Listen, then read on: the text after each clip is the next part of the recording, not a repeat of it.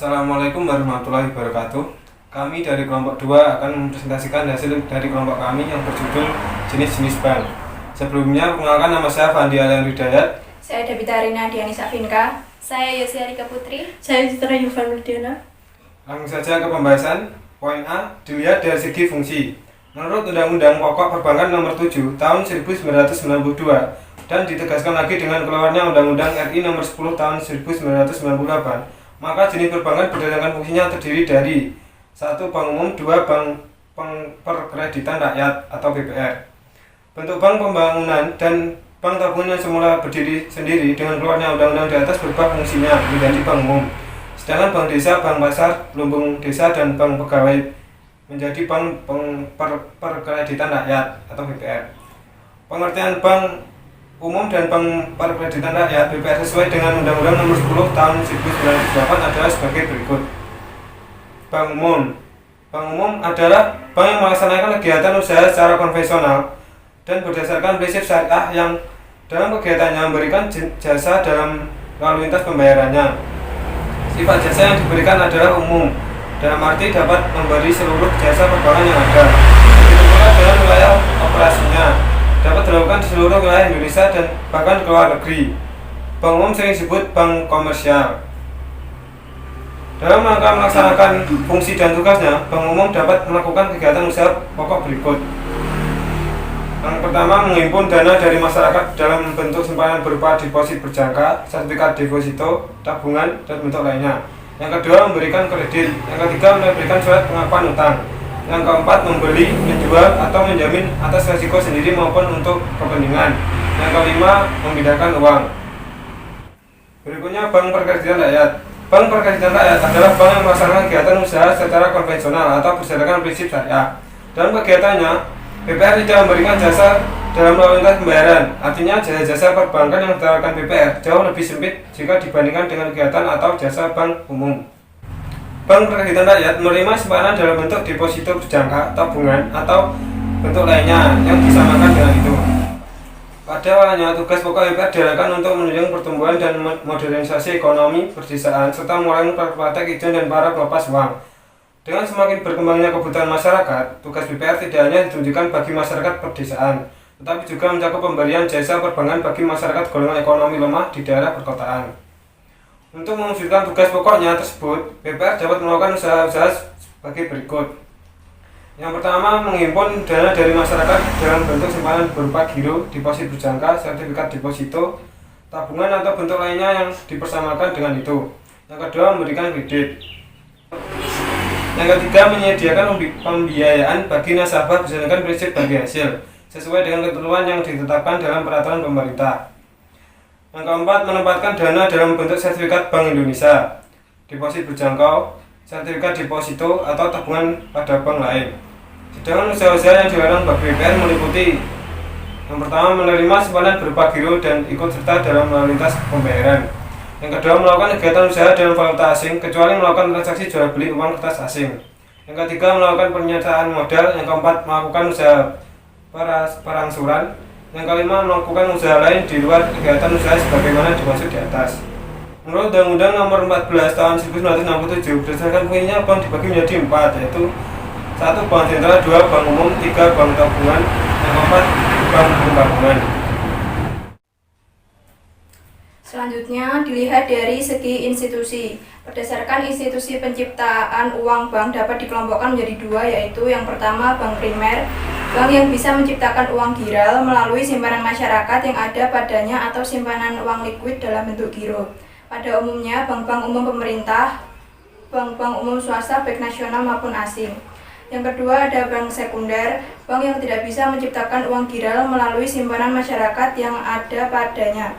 Bank-bank ini seperti yang pertama, bank desa, lumbung desa, bank pasar, bank pegawai, bank koperasi, atau bank-bank lain yang bersamakan dengan itu. Selanjutnya, dilihat dari segi kepemilikan. Di samping dilihat dari segi fungsinya, bank juga dapat dilihat dari segi kepemilikan.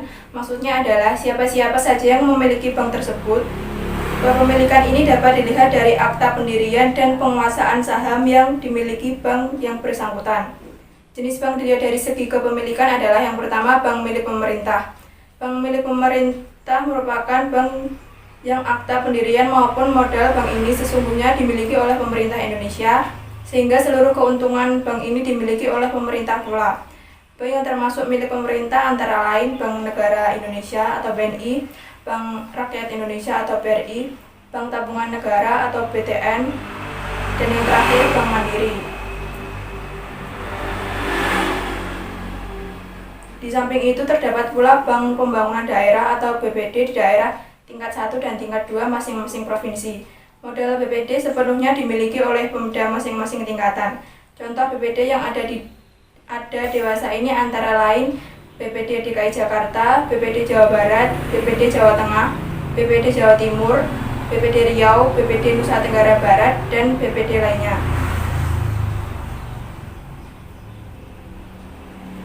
Yang kedua ada bank milik swasta nasional. Bank milik swasta nasional merupakan bank yang seluruh atau sebagian besar sahamnya dimiliki oleh swasta nasional. Hal ini dapat diketahui dari akta pendiriannya didirikan oleh swasta sepenuhnya. Begitu pula dengan pembagian keuntungannya untuk keuntungan swasta pula. Contohnya bank milik swasta nasional antara lain Bank Bumi Putra, Bank Sentral Asia, Bank Danamon, Bank Internasional Indonesia, Bank Lipo, Bank Niaga, dan yang terakhir bank swasta lainnya. Dan yang ketiga adalah bank milik asing. Bank milik asing merupakan bank yang kepemilikannya 100% oleh pihak asing yang ada di Indonesia. Contoh bank asing antara lain American Express Bank, Bank of America, Bank of Tokyo, Bangkok Bank, dan Citibank. Dan yang keempat adalah bank milik campuran. Bank milik campuran merupakan bank yang sahamnya dimiliki oleh dua belah pihak, yaitu dalam negeri dan luar negeri. Artinya, kepemilikan saham bank campuran ini dimiliki oleh pihak asing dan pihak swasta nasional. Contoh bank campuran antara lain Bank Finconesia, Bank Marincorp, Sumitomo Niaga Bank, dan Inkbank. Sedangkan pergolongan menurut Direktori Perbankan Indonesia tahun 2003, bank di Indonesia dikelompokkan menjadi 6 jenis, antara lain yang pertama Bank Persero, bank umum milik negara. Bank Persero ini terdiri dari 5 bank, yaitu PT Bank Rakyat Indonesia, PT Bank Negara Indonesia, PT Bank Tabungan Negara, PT Bank Mandiri, dan PT Bank Ekspor Indonesia. Dan yang kedua, Bank Umum Swasta Nasional Devisa atau BUSND. Bank umum milik swasta nasional Indonesia yang dalam transaksinya dapat menggunakan mata uang dalam negeri atau rupiah maupun menggunakan valuta asing. Bank jenis ini di Indonesia terdiri dari 36 bank. Yang ketiga adalah Bank Umum Swasta Nasional Non-Devisa. Bank umum milik swasta nasional Indonesia yang dalam transaksinya hanya menggunakan mata uang dalam negeri. Bank jenis ini di Indonesia terdiri dari 40 bank. Yang keempat, Bank Pembangunan Daerah atau BPD.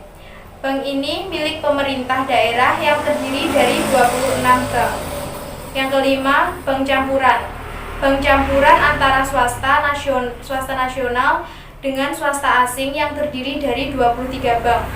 Dan yang keenam adalah bank asing, bank milik swasta asing yang terdiri dari 10 bank. Yang keempat, dilihat dari segi status. Jenis bank yang dilihat dari segi status artinya jenis ini dilihat dari segi kemampuannya melayani masyarakat, terutama bank umum. Pembagian jenis ini disebut juga pembagian berdasarkan kedudukan atau status bank tersebut. Kedudukan atau status ini menunjukkan ukuran kemampuan bank dalam melayani masyarakat, baik dari segi jumlah produk, modal, maupun kualitas pelayanannya. Jenis bank dilihat dari segi status adalah 1. Bank devisa. Bank devisa merupakan bank yang dapat melaksanakan transaksi ke luar negeri atau berhubungan dengan mata uang asing secara keseluruhan. Contoh transaksi ke luar negeri adalah transfer ke luar negeri, inkaso ke luar negeri, pembukaan dan pembayaran letter of credit. Dan yang kedua, bank non devisa. Bank non-devisa merupakan bank yang belum mempunyai izin untuk melaksanakan transaksi sebagai bank devisa, sehingga tidak dapat melaksanakan transaksi seperti halnya bank devisa. Jadi, bank non-devisa merupakan kebalikan daripada bank devisa, di mana transaksi yang dilakukan masih dalam batas-batas negara atau dalam negeri.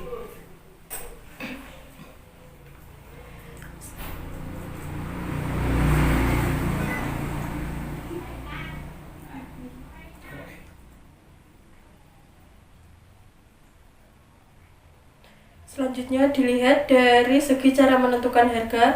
1. Bank berdasarkan prinsip konvensional. Mayoritas bank yang berkembang di Indonesia saat ini adalah bank yang berorientasi pada prinsip konvensional dalam mencari keuntungan dan menentukan harga kepada para nasabahnya. Bank yang berdasarkan prinsip konvensionalnya menggunakan dua metode, yaitu A. Menetapkan bunga sebagai harga untuk produk simpanan seperti giro, tabungan, ataupun deposito. B. Untuk jasa-jasa bank lainnya, pihak perbankan konvensional menggunakan atau menerapkan berbagai biaya-biaya dalam nominal atau persentase tertentu. Yang kedua, bank berdasarkan prinsip syariah.